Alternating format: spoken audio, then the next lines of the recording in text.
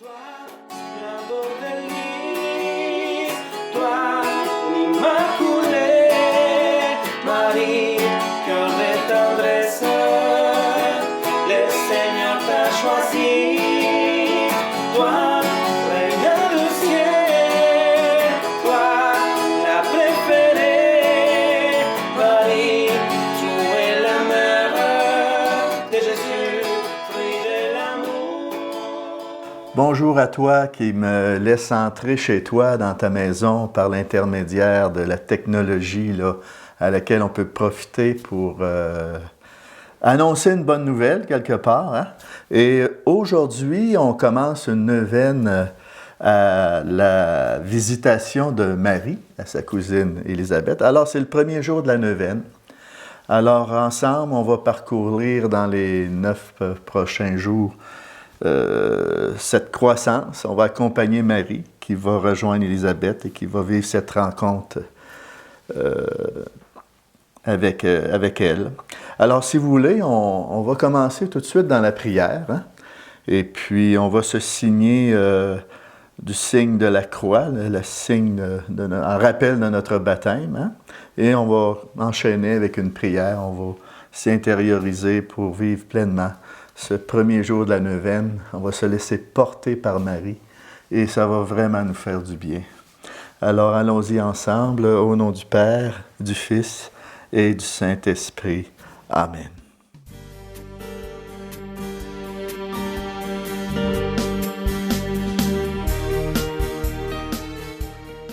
Seigneur, avec Marie, ton humble servante, nous te glorifions pour cette merveille.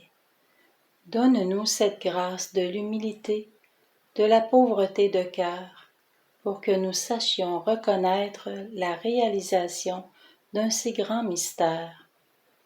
Avec Marie, nous proclamons « Le puissant fit pour moi des merveilles, saint est son nom ». Oui, le Seigneur, en ce jour, nous invoquons ton nom qui est saint. En lui, notre esprit exulte et notre âme est en fête, car il est le seul nom qui nous sauve.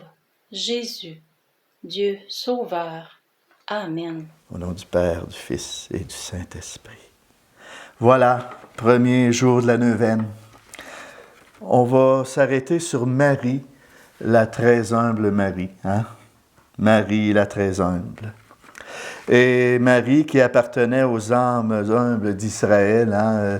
C'est son humilité qui a attiré la grâce de Dieu en elle. Et puis, aujourd'hui encore, Marie appartient à ces humbles âmes qui désirent porter au monde entier le Fils. Alors, c'est le rôle qu'on a à jouer, d'apporter au monde entier cette consolation à tout le peuple.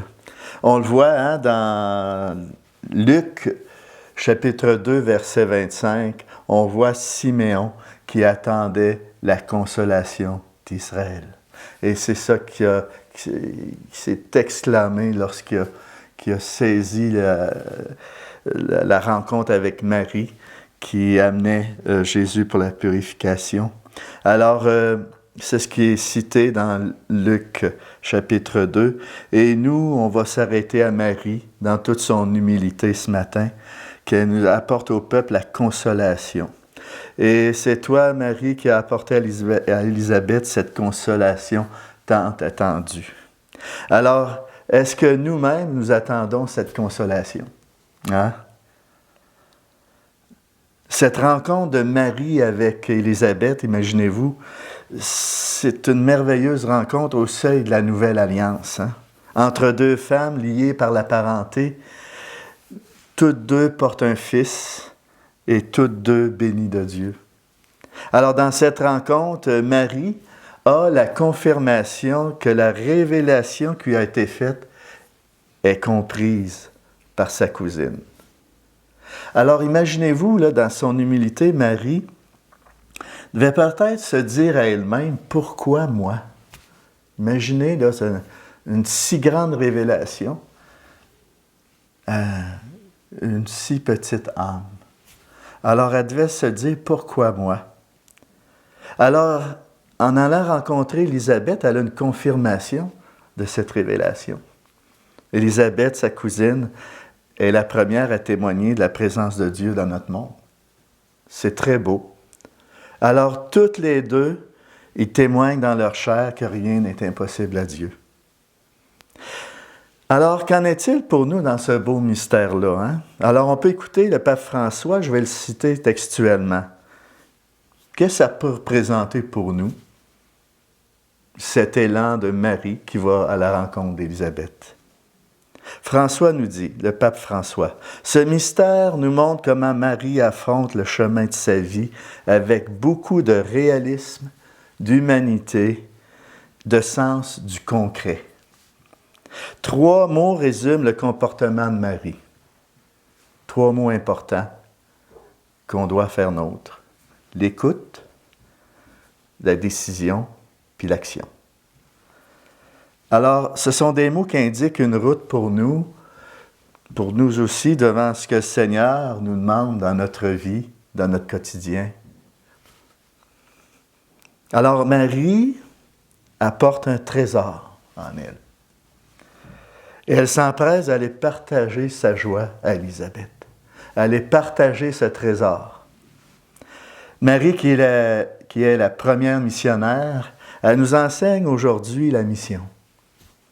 Par toute sa vie, elle nous enseigne la mission.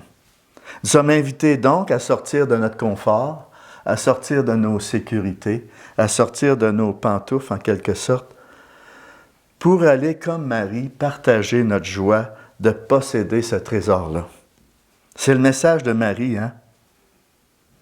Est-ce que le trésor du Christ en moi me met en mouvement vers les autres pour partager ma joie? Ce trésor que j'ai reçu à mon baptême, cette vie divine qui est en moi, cette joie de croire, cette joie de la foi, est-ce que cette joie de la foi qui m'habite me met en mouvement pour aller le porter aux autres? Alors Marie, quand elle est allée voir Élisabeth, n'a pas fait une longue catéchèse. Hein? Elle va tout simplement partager une présence. Elle porte le Christ en elle, et nous, par notre baptême, on a eu la vie divine en nous. On a un trésor en nous qu'on doit développer pour le porter. Alors, c'est la première chose qui nous est demandée, c'est de partager cette présence-là. Permettons-nous de partir de cette... quand on dit le petit Jésus de la crèche, il faut passer à cette présence qui nous habite, qu'on se doit de partager aux autres, d'aller le porter. Hein? À l'exemple de Marie, qui prend la route pour le partager. Alors, souvenons-nous de ces 3 mots, l'écoute, être à l'écoute de l'Esprit Saint, être à l'écoute de la voix du Christ. Plus je me mets à l'écoute de sa voix, plus le Christ va s'incarner en moi, hein, l'écoute de sa voix, l'écoute de la parole de Dieu. Et je dois prendre une décision, je dois me décider, est-ce que je suis vraiment témoin dans mon milieu? Et agir, me mettre en mouvement. C'est l'appel que le Seigneur nous lance ce matin. Et c'est un appel qu'on a à accomplir dans toute humilité, aller puiser dans l'humilité de Marie pour être nous-mêmes des porteurs de cette bonne nouvelle qu'on a à partager. Parce que vous savez, il y a beaucoup d'Élisabeth et de Jean-Baptiste dans nos communautés chrétiennes et dans nos familles qui attendent notre visite, qui attendent notre témoignage.